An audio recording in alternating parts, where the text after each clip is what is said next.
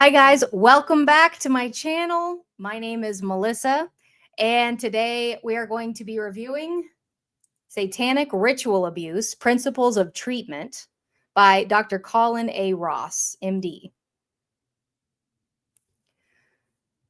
This book is about just what it says, satanic ritual abuse and other forms of abuse that result in multiple personality disorder, now called dissociative identity disorder. He is Canadian, but he had a practice in Dallas, Texas, where I am from, for 30 years. So this is the second book I've read this month on satanic ritual abuse from Dallas, guys. The other one that I read is called Cult and Ritual Abuse by Randy Noblet. He was also in the Dallas area in Richardson, where I'm from. And they were practicing at similar times with similar clients, both here in Dallas. So I found this particularly interesting because I am from here. I grew up here in the 80s and 90s, and that's when these books were being written, and they were diagnosing clients and being introduced to multiple personality disorders, the patients, and trying to figure out where they came from, how it happened. So this was of particular interest to me, being from Dallas, Texas. So an overview of the book. This is continuing with my research on mind control, MK Ultra, cult abuse in general, but also this kind of hidden, secret, globalist agenda of also using, I guess, sexual warfare as blackmail in order to kind of militarize citizens to be able to do someone else's will, sort of like a Manchurian candidate type of situation. So the CIA had started to work on mind control projects in the 1940s with things like Operation Artichoke. They had brought over some doctors from Germany, continued their work. Anyway, it's all related, the mind control thing. But Dr. Colin Ross comes at it from a different perspective. He's not a conspiracy theorist like me. I don't know how he is now, but again, this was written in 1995. I don't know what his awareness of the global situation is, or like updates on the Epstein, if he's made connections with sex rings and satanic ritual abuse in kind of an actual, like, realistic abuse rings that are on that kind of grand scale for manipulation purposes. I'm not sure. This book was much more clinical and about having patients at his doorstep with MPD. He didn't have any background in satanic ritual abuse, knowledge of the actual rings, or that this is a thing that happens in reality, right? That these groups exist. He wasn't aware. In this book, he says we don't know, or we can't say for sure whether it happens or it doesn't happen. And I kind of appreciate a difference in perspective coming from such a clinical background. He's able to look at it from mostly like an agnostic point of view and just diagnose who's in front of him and see what works, and talking to the different alters of these multiple personality disorder patients, now called dissociative identity disorder patients. And he talks about how to treat them and kind of issues that are inherent in the system, issues with therapists. He talks about how therapists themselves, a lot of them have been through some type of childhood abuse and are not in a good position to help anyone else. They need to help themselves, much less they're unable to help their patients. He talks about the manipulation tactics they use, he talks about like the different personalities using different manipulation tactics against their own different personalities, and how to work with each one of them, but not identify with one of them more than the others, like not try to help only one personality, but try to integrate all of them. I appreciated this. It seems like Dr. Colin Ross has a really good heart. He is sincere in trying to help people. That's what I got out of this book, at least. On a personal level, but very clinical. So he really talks about boundaries with the patients, between patients and their therapists of how to make sure not to excite the patients, to use dispassion, to not make them feel special because they're a victim. That's important to bring them into full integrated personhood. I appreciate that. He talks a little bit about the history of cults, and a little bit about religious backgrounds of different groups that have different ideas about possession and about witchcraft and persecution of groups by fundamentalist Christian groups. He talks about so there's two extremes, right? There's the fundamentalist Christian groups that are like, oh, he's possessed, let's get him. Then there's other groups that are just completely atheistic, or that's not even true, that's not real, that doesn't happen, this is just figments of their imagination. And he's contending that we should stay somewhere in the middle when we meet DID patients. I like having different takes from different therapists with different worldviews, because you can always get something new that your worldview would not have accounted for. For example, obviously I'm coming from the Orthodox Christian worldview, so and a conspiracy background. So it's been a while since I've thought in a very, I certainly am not a therapist myself. So it's nice to read clinical studies from a little bit further back than you're used to. So I enjoyed this. A few fun parts, which I enjoyed. If you can call satanic ritual abuse books fun. I mean, after a while, like, I feel a bit desensitized to the information. I'm aware that it's horrible. And at the same time, after a number of books that you've read, it's kind of like you can look at it as a phenomenon with dispassion, kind of what he was talking about, in order to be able to help properly. I don't know if I'm ever going to be called to help in this situation, but nonetheless, it becomes something of a fascination just to see what's going on with this growing phenomenon, if to use the word again, of DID cases that are presenting in Dallas. And I'm sure they're all over the country. I'm sure they're all over the world, but specifically in Dallas, there was quite a big happening of this going on. He talks about certain cults, one of which was the OTO, one of which was the Moonies, the Freemasons. I think he mentions the Mormons. I'd have to double check, but definitely the OTO, the Moonies. So he has a bunch of groups listed here. Yeah. The Assassins, the Castrators of Russia. They were called the Skopsi. Those guys were pretty gross. I'd never heard of them. The Skopsi in Russia.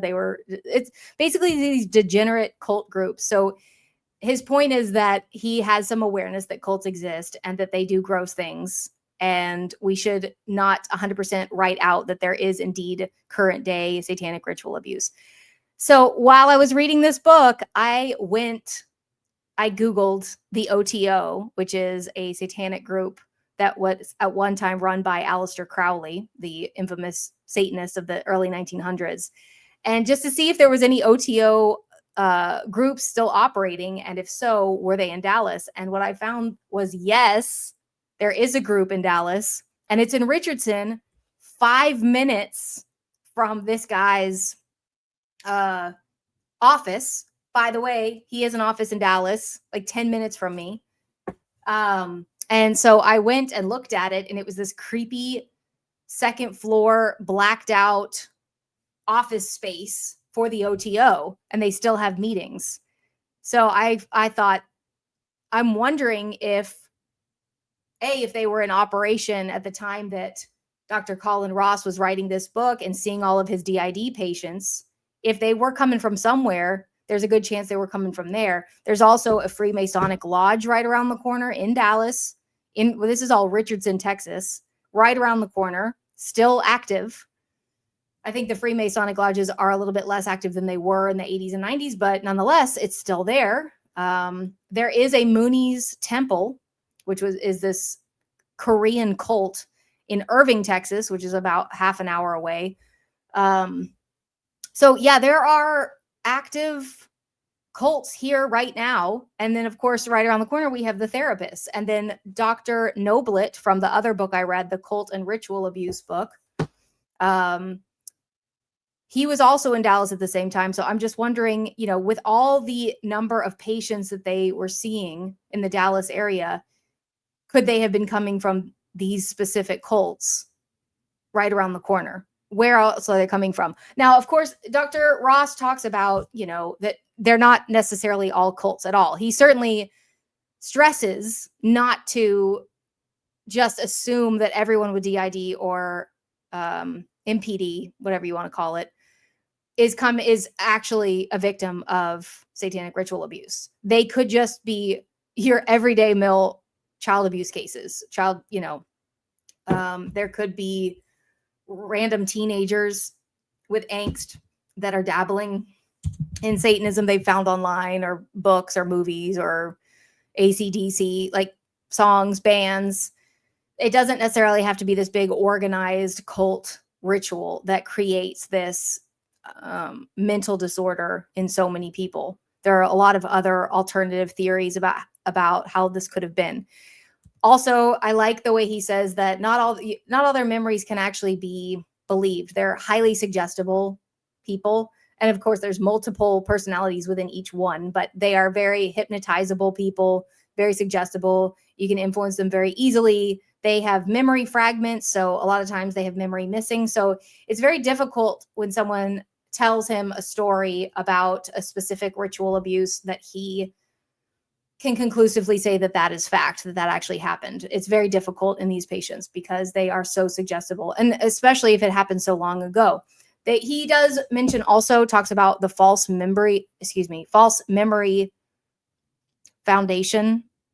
Yes, false memory foundation, which was started by, I believe it was some of the CIA psychologists who were in these MK Ultra programs, like Dr. Jolly West. And so this group had popped up and was trying to basically attack the therapists and saying that the therapists were implanting false memories in their patients and they should be sued and kicked out of their practice. So this was, and actually Dr. Noblet in the Cult and Ritual Abuse talked about the same thing, that there was this foundation. I'm not sure if it's still active, but it certainly was.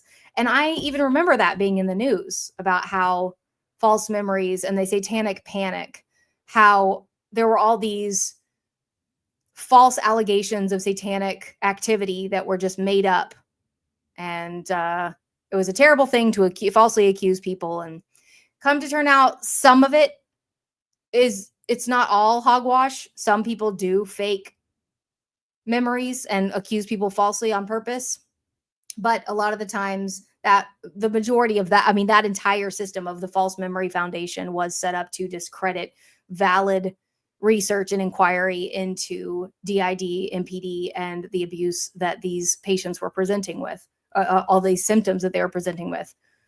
So he was talking about also how easily it is to misdiagnose someone. It takes somebody on average 7 to 8 years in and out of hospitals, in psychiatric care, before they get diagnosed with MPD. So before that, they're diagnosed as like histrionics or manic depressive or just depression in general. Did I say bipolar? So there's a lot of therapists that are reluctant to diagnose someone with MPD off the bat. So it takes a long time. And then on top of that, I know Dr. Noblet was talking about how expensive these patients can be to the system, and also how abusive they can be in general. They're not the friendliest patients. Obviously, they can be violent, they can be abusive, they can be manipulative. And a lot of them don't have family support. And if they do have family support, those people are the problems too. So it's a big problem with, you want to treat the clients, but you're being handcuffed by the system of you just can't give out free therapy for over, I believe Dr. Ross was saying 3 weeks is really kind of the cutoff for the insurance. And some people do continue, but it'll wreck their business if you continue to offer free treatment. And there's no guarantee that they'll get better. The patient has to really, really want to work with you. And that includes all of their different personalities. So It is fascinating. I love his take also on anger. He talks about how a lot of these kids have anger, not kids, but adults, whoever suffering from MPD has anger problems. And the problem itself isn't anger. A lot of the Christian fundamentalists like to say, well, anger's bad, and you should fight against it. And while as an Orthodox Christian, I know that is true, there's also a reason why they have the angers, because they really were abused as kids and then they had to stuff it down, and so they're starting to do weird things like cut themselves or lash out because they don't know what to do with the anger that's there for a reason. So he's trying to introduce ways to channel that appropriately so they can become functioning adults in society that are not self-destructive or abusive to others. I like that about him. It seems like he truly does care about his patients. I'm trying to think what else. Some stuff was sad. Here's a little story about, he said he worked with a female, I'm reading from the book. Okay. He said he worked with a female patient who early in therapy switched to a male past life alter personality who believed he had perished in a Nazi death camp. Later in therapy, it appeared that the patient had been involved in hardcore porn as a child, including films in which the actors dressed up as AZI doctors and nurses and called the patient by a male name. So that person then had created an altar that was that. I just thought that was so sad.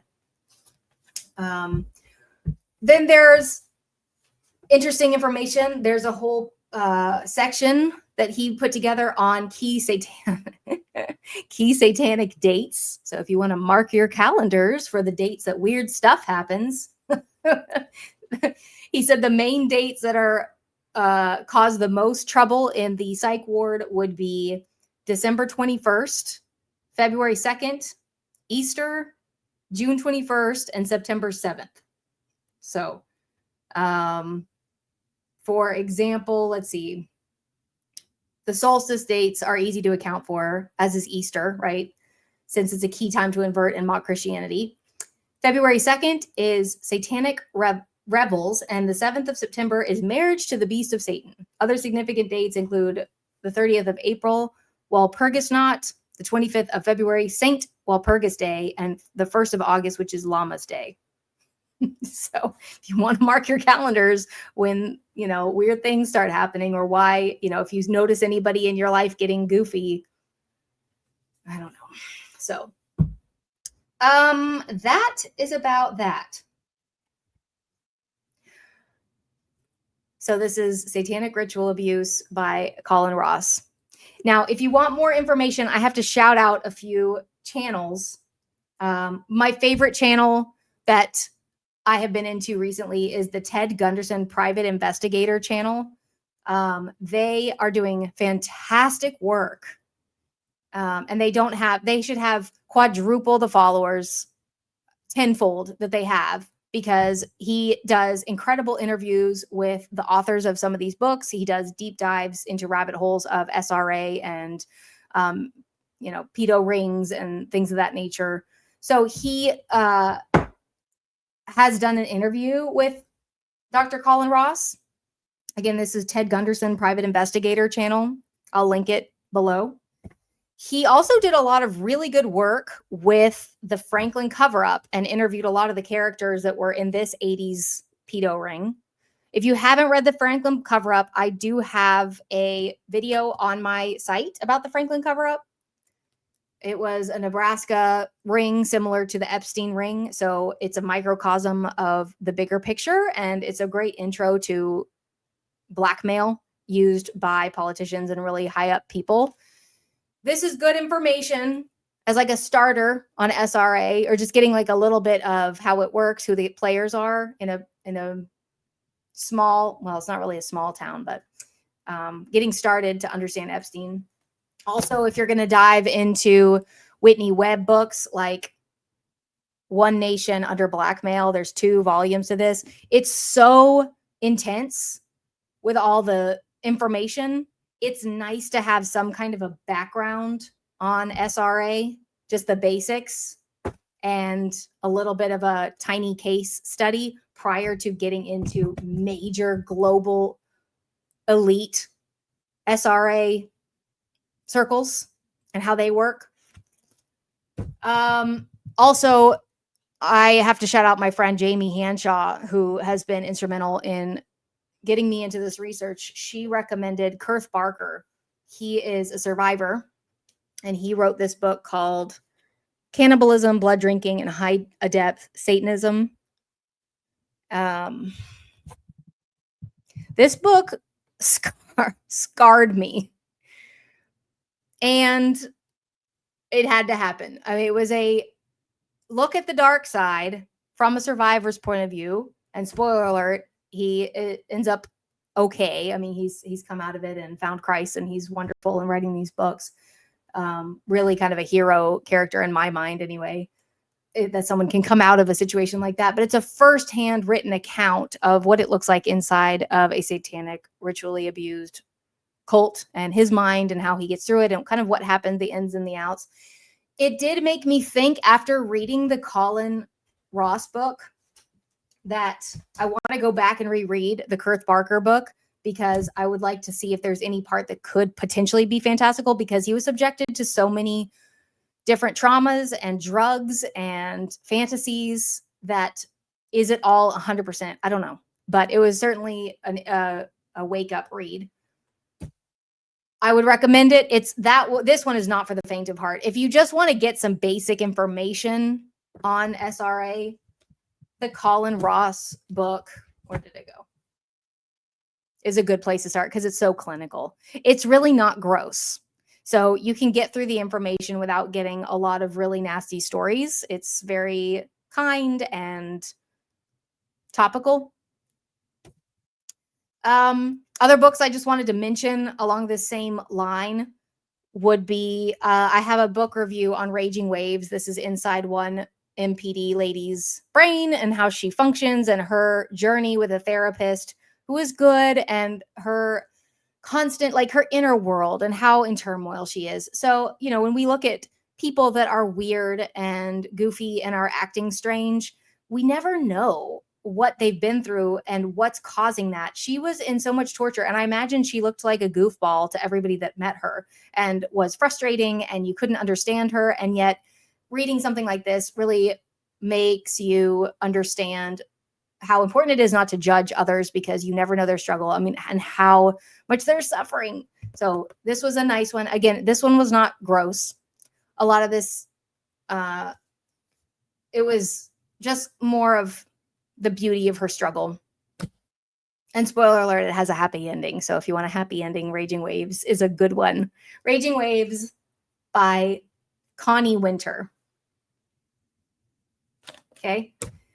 The other two I wanted to mention was The True Life Story of a CIA Mind Control Slave by Kathy O'Brien, called Transformation of America. This is kind of a must, a little bit of a conspiracy classic. It's been a few years since I've read it, but this was a little grosser. And I have heard we can't trust everything, but I don't know. I'm a student of this. I don't know half of what I'm talking about. I'm just fascinated by the subject material, that this phenomenon even exists. And it's also helpful in understanding the way the world works.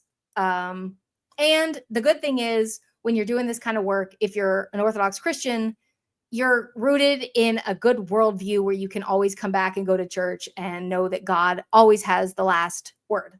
He will always have the final say, and he's a good God. So for those of you worried about dabbling in this kind of creepy, gross rabbit hole, know that if you have a nice, firm rooting in our Lord, then you're good, okay? So that's why it's so important to keep your spiritual life up if you're a conspiracy person. Last one, again, it's been a few years since I've read this, but this is Springmeier. This was recommended to me right off the bat by my friend Jamie. This is How the Illuminati Create an Undetectable Mind-Controlled Slave. There it is. Hopefully the glare is not too bad. But this is by Springmeier. this talks a lot about how they actually go about splitting your personality and the drugs they use. They like go as far as to define the actual drugs that they use on children. Yeah, there's like full-blown lists of the drugs that they can use to cause dissociation for their purposes. That's it. It's been 25 minutes. All that to say, satanic ritual abuse. Anyway, and then the fun story is I kind of casually mentioned it earlier, but Dr. Ross's offices are in Dallas in Richardson. And so I went today and knocked on the door. I found them. I knocked on the door and I gave him a little like, thank you for writing your book card. I just thought that was so cool that I had read his book and then realized he was like right down the street from me. So, and he's Canadian. I'm half Canadian.